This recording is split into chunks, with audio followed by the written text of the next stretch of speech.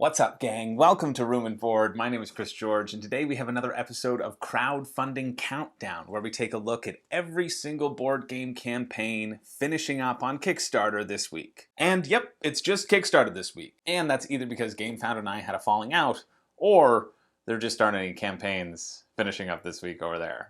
The only campaign over on Indiegogo was something called Sloppy Little Lake Town, the dice game, which you and I both don't want me to cover. Walk away slowly. Make sure they didn't see you.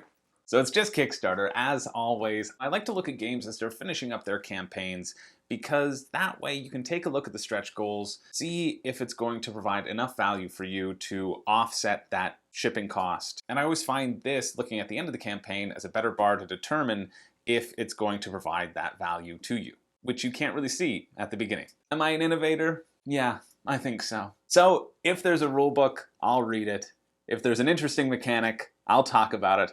And if there's a joke, well, I'll probably miss it by a mile. But at least I have a bunch of funny people in the comments who can duke it out for the one comment that YouTube allows me to pin. I'm sorry, Mother, but if you want to get your comment pinned, you have to work harder. It seems like the turntables have finally. So let's get into the games. First off, we have Dwarvageddoom, the Chaos Dwarves, for fantasy football, whose tagline is, now there are two types of Chaos Dwarves, those who like to drink tea with their dollies, and these. Now this looks like a board game. It smells like smells like the inside of a Chaos Dwarf's locker room, which, oof, trust me, you do not want to go into there. But it is not really a board game, it's just here to supplement your fantasy football miniature experience. So I'm not going to spend too much time on this because, hey, it doesn't even tell you what game this is for, so you kind of have to know what system this is actually for if you want to jump into it. And I'm very confused, and these minis are very expensive, clocking in at $91 US for the base pledge of a team of dwarves and a team of hobgoblins. And it's ridiculously expensive, but also the minis look really cool. So why not start us off with a beautiful little minis? And hey, if you're a painter, or if you can tell me what this game is for, maybe I can convince my friend Zach to spend all of his money so I can look at him paint it and say, ooh, those are pretty. Because that's pretty much all I'm interested in this game for. I mean, really, I'm just putting it forward because these are the most metal dwarf sculpts that I've ever seen. But as for the hobgoblins, well, to quote Jeff Winger, go find a name that's not just another creature plus hob. And now that we've gotten there, in a roundabout way, did I really just include this segment so that I could reference Community? One of the best sitcoms of all time?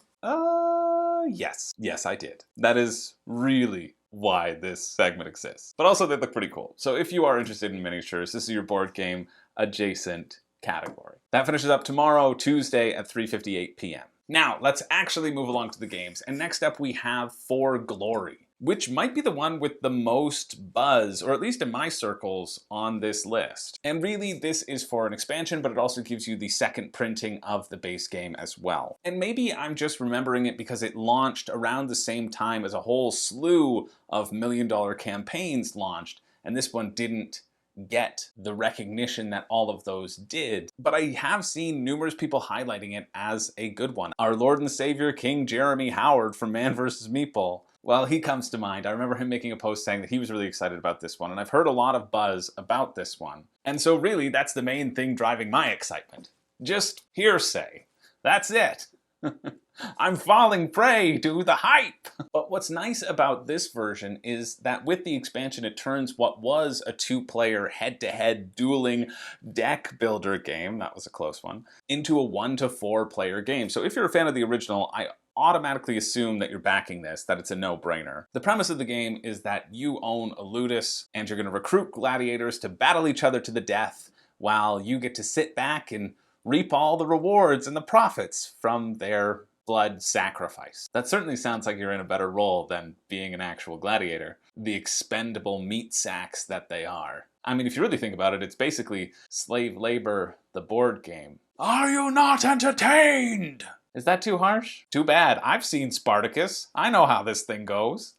Which I know was absolutely historically accurate to the T, weird embellishing modern cursing language and all. This was meant to be a funny segment, but it's getting a little heavy with all the slave labor talk. Heavy, kind of like Crixus's biceps. Yes, saved it, moving on. Anyway, it's kind of like any head-to-head game. You're competing for 6 glory points, and you're going to send your gladiators to compete in various arenas that will earn you these points. If your team comes out on top, you'll get the glory points. If your opponent comes out on top, well, they'll get the glory points. This is why it has been primarily a 2-player game, but now they've added in this extra free-for-all. There'll be 2 arenas that are worth 1 glory, and then 1 arena that's worth 2 glory. So you're going to build your decks in standard deck building format, choosing which cards you want to add to your decks. Do you want more gladiators to fight in the arenas? Probably. Or do you want more reaction cards to unleash from your hand during combat and surprise your foe? I mean, yeah, probably that too. Or do you want more tactics cards or patron cards which allow you to have more influence and buy and do more things on your turn? Probably that one too. So if you were ever interested in that head-to-head duel monster genre, but you wanted that deck building element to it, definitely check this one out. I really like that your hand is 7 cards instead of 5. It feels like you're going to get to do more on your turn because you're going to be drawing more cards. It probably doesn't matter. It's probably scaled in a very similar way. I always like games that mash up genres, and I think the deck building element to a sort of head-to-head duel makes sense. In terms of the stretch goals, you get this extra Legends expansion, which gives you a few more arena cards, which, as you know, you're going to be fighting over them. And if you win in an arena, you get to use that arena's ability because you obviously have home court advantage like Gannicus and are just showboating to the crowd and get whatever bonus is there. So the arena cards, I'm sure, will help with the variability, but they also have these extra alternate art cards, which, I don't really care about. In fact, I think it's going to make it a little bit more confusing to sort through your cards because in a deck builder, the same cards have the same picture. That just makes sense, so you associate them with the ability that's there. I think it'll just kind of slow down the game, to be honest. So the stretch goals aren't a huge draw for me. What is kind of a draw is that it's $45 US, decent price point for the base game, and then if you're interested in the expansion, it's $59 US instead of getting the expansion by itself, which is like $25. So a bit of savings there. And if you are interested, it does get you that 3 to 4 player experience as well. I feel like if you're just jumping into this, the difference of the price bump is decent compared to the extra options that it ends up giving you. Anyway, if you are interested in that, that finishes at 12:59 a.m., aka Tuesday night, which is tomorrow night. Now, if you want For Glory, but the light version of that, well, you can get our next one, which is Faction Fighters, which describes itself as a trick-taking game, but no, it's not. You're going to try to add the most strength to a particular area to win a determined amount of glory points, victory points. Jeez. The only thing with this one is whereas For Glory is deck building and constructing your experience as you play, this one is all about the pre-constructed deck experience, and then you're going to draw 2 cards in your turn and hope that you made your deck in a better way than your opponent did. And I like that this one is going to have that idea you're going to play simultaneously, so you have to choose when to play your big cards or when to hold back or if you can bluff your opponent. And I think any games which allow you to have that pull of, yeah, I'm playing something huge, haha, I tricked you, that's always a fun thing for me. So I like that this has this element to it. I mean, it's very basic, it's very simple, but there is a lot of customization that can happen before you begin the game. And for me, I hate customizing my deck before I begin the game. I want to do it while I begin the game.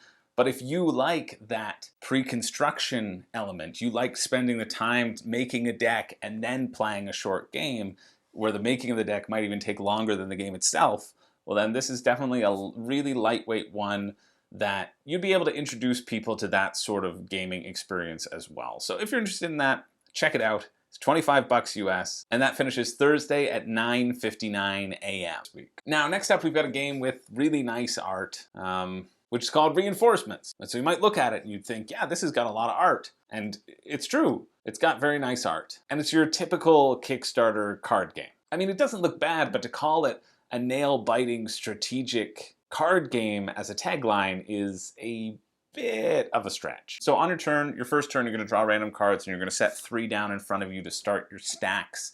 And these are going to be your defense that will protect you. And kind of like Battlefish, which we covered way back, I think in our first Crowdfunding Countdown, you get a chance to attack somebody's stack and try to eliminate it or bolster your own defense. And the clear highlight of this game is that if you tie when attacking, you both have to shout, "Reinforcements!" and then you draw random cards to see who wins. I mean, I think that should tell you all you need to know about the game.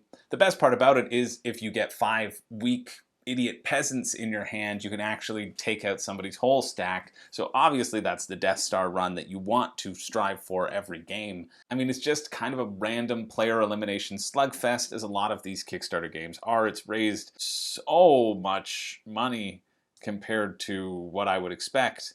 I think it's over $45,000, which is outrageous to me. And the fact that it is a player elimination slugfest that can go on for 60 minutes,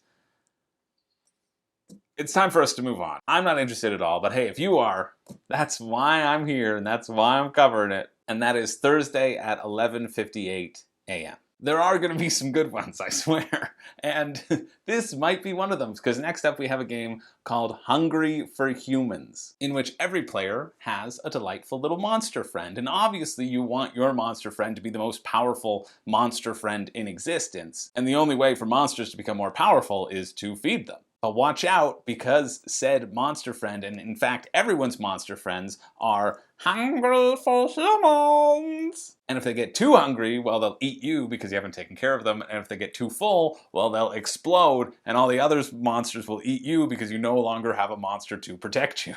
And this actually does look solid and funny. What a combo. It's a fun, light, push your luck game. Each monster is going to get a chance to partake in the meal that all the humans are creating. But only one monster will get to eat these at the end. And so you have to balance in throwing in really filling foods in the hope that you make these other monsters explode, or really nasty foods to make them hangry, all the while balancing your own monster level and predicting if you want to eat that meal or not. And if somebody gets to exactly 20, they win. 21 and they explode. And so first person to get to that 20 wins, or the last monster standing. It's a great theme with even better monster names, as you may have seen, like Chompus Wobblegas, Porgus Beanhammer, Flurban Gusselpot, Buggy Heffeljorts, and Shoni Duganberry. Which one of these is the best name? I mean, it's obviously Chompus Wobblegas. Lead with your star player. I get it. It's $30 US. I wish it was $20 US. If it was, I'd be interested. But check it out if you are interested. That's Thursday at 12:27 p.m. around noon o'clock. Somebody's hungry. Classic Jason. Anybody know that reference? Now, moving along, we have Power Plants, which is different from Power Grid because this one has actual plants, like leafy green plants grown from wizard soil. I mean, hey, Power Grid is still fantastic. I played a game the other night. Honestly, maybe Power Grid's going to be the pick of the week. It's so good. But we're not here to talk about that. We're here to talk about Power Plants, whose tagline is a strategic tile-laying area control game for 1 to 5 wizards. Add mystical plants to the garden and unleash dynamic powers. But remember, this game is only for wizards, so if your Hogwarts letter did not arrive, I'm sorry, you are ineligible to play. But honestly, this looks great. There's only one patch of magical ground in the whole city, so obviously you have to share with all the other wizards. And so you're going to take a plant and place it on your turn, connecting it to the already existing tiles. And then you can choose to either sprout or grow. If you pick sprout, you're going to take the power associated with the tile you just played. If you take grow, you're going to take the slightly lesser power of all the tiles that are touching the tile you just played. And you're often going to be adding sprites onto these various plants because that's how the game is scored. At the end of the game, it's the number of sprites on connected tiles of the same type that will net the person with the most sprites a whole chunk of victory points. It's one big game of Carcassonne. It's a new edition of Carcassonne. Carcassonne just fields.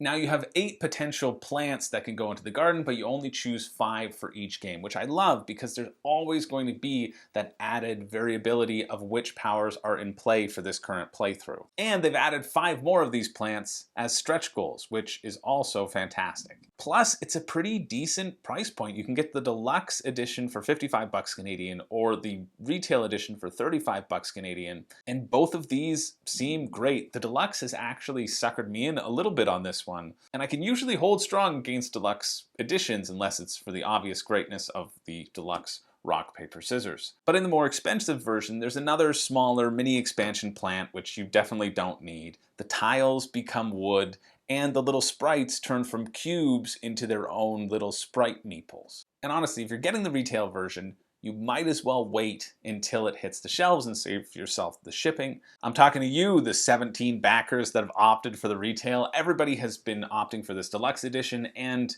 again, it's not that much of a price bump if you're interested in the game, especially because it still remains at that kind of reasonable price point. This one surprised me, and I think is worth taking a look at if you're interested. That is Thursday at 9 p.m. Now, next up we have Gartenbau, which is another game about planting crops. Who would have thought that November was the perfect month for crop planting season? I mean, I live in Canada. We've already now moved from our summer igloos into our more insulated winter igloos. I mean, the only difference really is that my girlfriend has less excuses for when the pool boy drops by unannounced, but she still finds some reasons. Now you're gonna go around the board, landing on different spaces, either collecting seedling tiles to add to your own little tile tableau, or collecting resources of water and sun, which you can use to purchase plants, as long as you put them over top existing seedlings. And then you can use those plants to make beautiful flower arrangements, and you can put another larger tile on top of those, which will score you a massive amount of prestige points.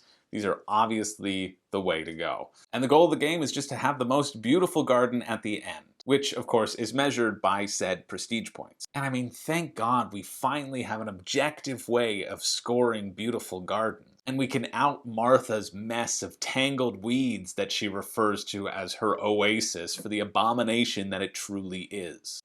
Martha's been taking a beating these last few weeks. She isn't even a character yet. I think it's better this way.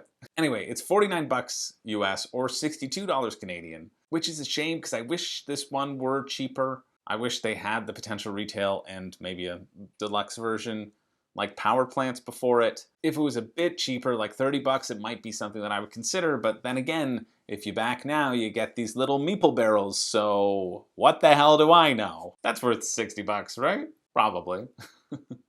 Anyway, if you're interested in that one, that is Thursday at 11 p.m. Now, next up we have Hamsters versus Hippos, and they actually reached out to me to cover this one, and I took a pass on it because I felt that it was going to be too light for my tastes, and I didn't really want to spend the 12 hours it would take to make an interesting video of it. But it's quite a funny concept, or at least that's what they say in their video. So wild that it might actually be true! Which I think that sentence is actually funnier than the concept. The concepts being that hamsters have broken out of their enclosures at the zoo only to run and gather up as many lotus leaves as they can, because as we all know, hamsters love lotus leaves like Scarface loves cocaine.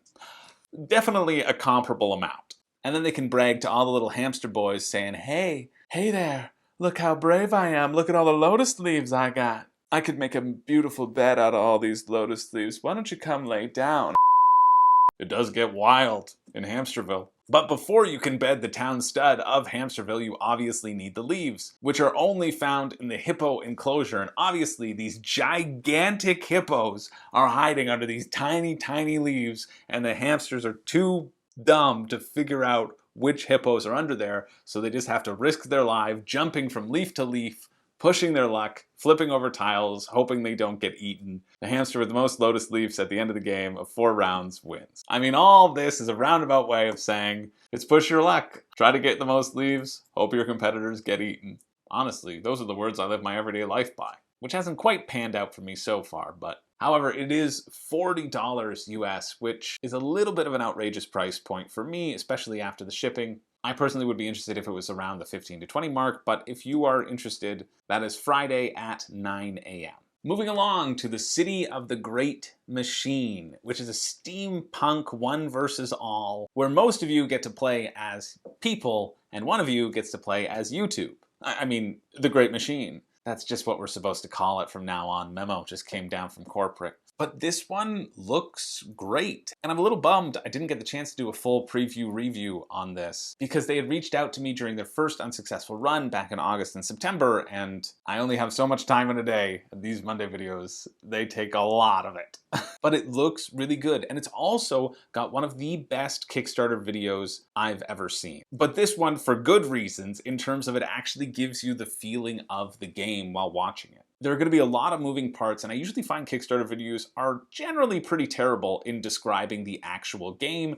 Most Kickstarter videos prefer to market you an idea of the game or show you all the shiny little pieces or the big hulking miniatures that you'll get, and usually just resort to marketing tactics and appealing to your humanity, saying, hey, I'm the creator, please help me. But I don't care about humanity, I care about mechanics. Clearly, I am working for the Great Machine. I love that the city can rearrange itself throughout the game. The Great Machine gets to move their agents around, stopping your plans and fixing the mechanical guards that you've somehow knocked down, that the heroes can still somehow bribe with money and just slip on past them. But you're going to try to complete your great master plan as the Great Machine, or if you're on the heroes team, have 3 successful riots, in which case the machine's just like, too many riots, I'm out, I'm moving to Denver. But what's also fun, and one of my main draws to this game, is that the heroes play their actions face down, and then the Great Machine has a chance to anticipate their movements and respond to it before they're revealed. But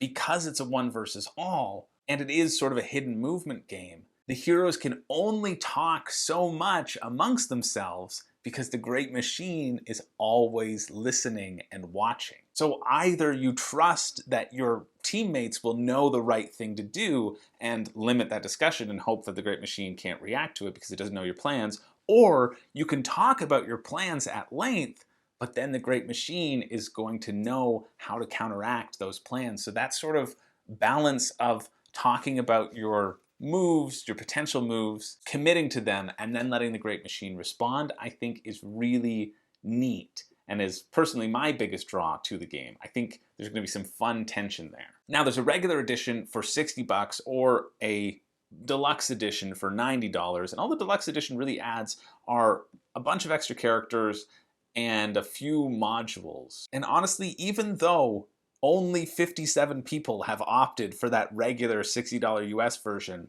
that's probably the one that I would go for, because I don't think the regular one is a horrible choice. I think people like the limited edition nature of the other heroes, but I don't think you necessarily need them, and $60 feels like a decent price point to get this game and take a risk on it if you aren't sure about it or if you just want to support something new. Of course, you still have to factor in the shipping, but this one does feel like a fun, unique one versus many, and has a solid theme. I mean, I like steampunk as a theme. I'm not a fanatic. I don't own my own set of goggles, but I like it. So if you're interested, that's Friday at 3:20 p.m. On to our most funded on this list, which has raised over $700,000. Thankfully, it's fairly far away, so we won't have to worry about a 5 reasons you shouldn't back. And instead, I'll give you 5 reasons you should back. What a change! Fair warning though, they're all monsters. Chompus Wobblegas, Porgus Beanhammer, oh, no, that's a different one. But for this one, if you love giant killer robots, you might as well go back this one on the spot, because it gives you the feeling of that, with monsters and no cards and no graffiti. It's just a straight up brawl in the middle of downtown, smashing apartment buildings down to the ground and pummeling the opponent's monsters until they're dead. With no regard for the thousands of casualties in those apartment buildings, because yeah, remember, you're monsters. You don't care about us pathetic little tiny humans. But don't get too excited unless you are prepared to spend obscene amounts of money. It's $119 for the 2-player version. It's $159 to add the 3 to 4 player brawl version. But don't worry, you get a $9 discount. Wow, what savings! I mean, obviously, this one is gonna be fun. Maybe not obvious. Seems obvious to me. You've seen the video, you've seen the monsters, you're just chucking dice at each other and moving plastic toys around. But also obviously is that it's, yeah, completely overproduced. And you can spend even more to get even more monsters, and even more monsters, and even more monsters, and even more monsters. Yeah, Mythic Games will take your money. So you can move your little plastic toys around a board and chuck dice at each other until you're dead. It's clearly going to be a blast, but also it's way too expensive for me, and realistically, I don't think I would get my money's worth to make that elevated price point worthwhile. But if you are interested, that's Friday at 5 p.m. Now next up we have Age of Galaxy, which is a pocket-sized 4X game, if your pockets are 15 centimeters by 10 centimeters. And the depth? Pocket depth. At 20 minutes per player, and one where you have 9 options of actions to do on your turn, this is a concept that gets me pretty excited. Move over, Fractal and Voidfall, there's a new sheriff in town. Now you're going to get a hand of 7 cards to start, and you're going to pick 3 of those to form your initial race. You only have to play one of them face up first, committing to that's your race, that's your faction, and then the other 2 can be turned up to give you a boost at the beginning, or you can hold them back for later on when you see the lay of the land and activate their abilities then.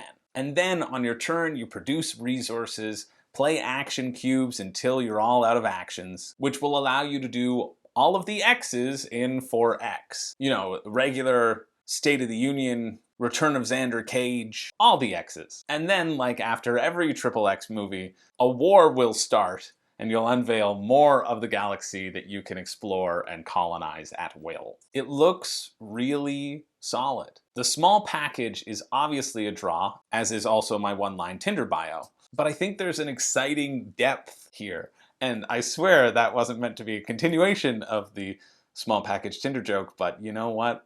Here we are. But I do see a lot of potential here. And for a price point that is usually chock full of boring Kickstarter card games, $29 US or $36 Canadian, for the base pledge, which is absolutely all you need, it seems decent. You don't need the deluxe pledge. The draw of these games is that they are small and compact. You don't need uniquely shaped ships.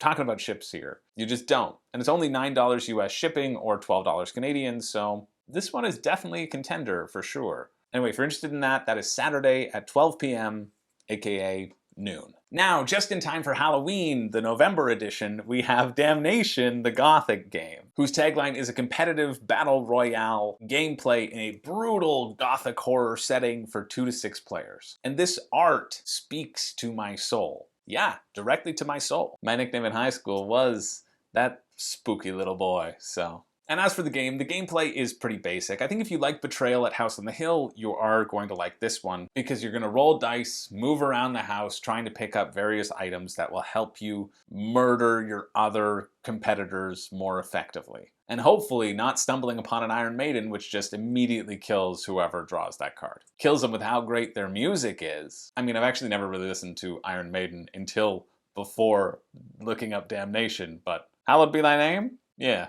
That's pretty good. Feels like that should be the soundtrack for this game. And basically you want to be the last person standing, or in accordance to whatever rules change as you progress along the game, because every time somebody dies, a new rule is revealed, which will then accelerate the game and make more people die. But don't worry, even though it is semi-player elimination, when you die you get to come back as a ghost, king-making the board game. Well, maybe not, because you have a chance to revive yourself and become a real person again. Which is always good that there are these extra elements, because player elimination in a game that's longer than 15 to 20 minutes is always a dumb idea. So this one's $55 US, which is a little expensive for me for what you get, just because it's a little too basic for my taste. But honestly, I think it is a testament to how cool this looks that I don't personally mind the roll and move element, which usually pushes me away from a game. And there's also ways to mitigate your rolls with special character powers that everybody has, which is great. So if you want to run around a creepy mansion murdering your friends, well, remind me to invite you to my next birthday party. And also you have until Sunday at 9 p.m. to decide. And finally, we have Kinghill. While For Glory may have been the deck building version of a dueling card game, our last one of the week is a worker placement version of a dueling card game. Yuki's dancing on air with the amount of duels that he can have with his haul this week. So this one is also specifically for 2 players, but it also has a solo mode, so clearly someone saw my 3rd episode of Table Talk. I swear that series is coming back soon. There's just been a lot to cover over the last few weeks. And I mean, if you've ever played worker placement games, or you've ever played dueling card games, this one feels pretty intuitive. You're going to gather a bunch of resources. You can pay for additional units to join your armies. But what's cool is that, like in any worker placement game, if it's not on your own personal board, you don't own it. So you might want to build a building, which will give you a special power, or hire a person, but you also have to manage cutting off your opponent from the relevant resource generating spots so that they can't compete for the people that you inevitably want to take down the line. All the while killing their castle dead with your existing army. Because whoever murders their opponent's castle in as brutal a way as possible, a closed casket castle funeral, well, you win the game. Or if your castle has the most health after 9 rounds, you also win the game. And this one looks fun.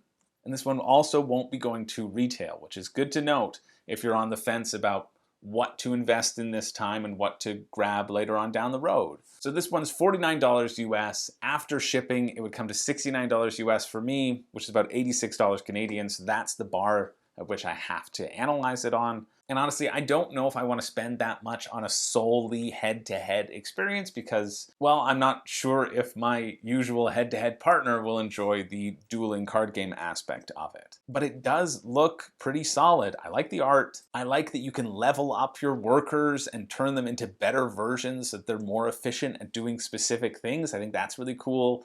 I like the random events that happen. It really does seem like there are going to be a lot of interesting decisions happening on the board. And then adding in that extra dueling element is interesting. I'm more inclined to the worker placement aspect of it. I like worker placement games a lot, but there are a lot of interesting spots on the board and a lot of different options that already feel interesting to take. So if you like worker placement, definitely check it out. This one is also a nice surprise for me. And if it were cheaper, which I know is my favorite song to sing, I definitely would contemplate it. But even still, this one is, I wish it were cheaper so that I could justify buying it, not I wish it were cheaper because I don't think the value is there. I think there's a distinction between the two, and this one looks cool. So if you are interested in worker placement, check this one out. And that finishes next Monday at 10:55 a.m. And that's it. That's it for this week. We started off rocky, but we ended off pretty strong. A lot of very exciting campaigns in the back half, or at least exciting for me.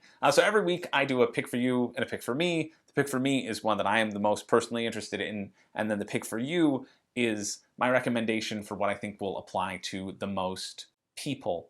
And this is tough. I thought it wasn't going to be because there were so many that I was just flat out not interested in whatsoever. But as soon as I heard it, I knew that this was going to be my pick for me, which makes the pick for you even harder because I'm juggling between a few. But the pick for me, the one I am interested in the most, is definitely power plants. I think this tile placement system where you get to choose to do a strong power or a weak power, you've got to be really strategic and tactical in how you place these plants in the garden and how you create this board and how you're able to cut off sections so that you have the most sprites on a particular section. This one does look really good, and the price point especially seems also really decent. $35 for retail, that feels good. $55 Canadian for the deluxe where you get all those extra stuff. It doesn't feel like an unreasonable price bump for the amount of deluxifications that you get, which I can really appreciate. It's a smaller margin, and I don't know, I like that. I don't know if I'm gonna get it. I mean, I probably won't. This is one that I'm gonna for sure look for when it hits retail though, because I think there's gonna be some nice simplicity here that can draw people in. I like the switching up of the different plants. I think the retail will also have those 5 extra plants thrown in. So I think you'll have 13 and you'll choose 5. That'd be great.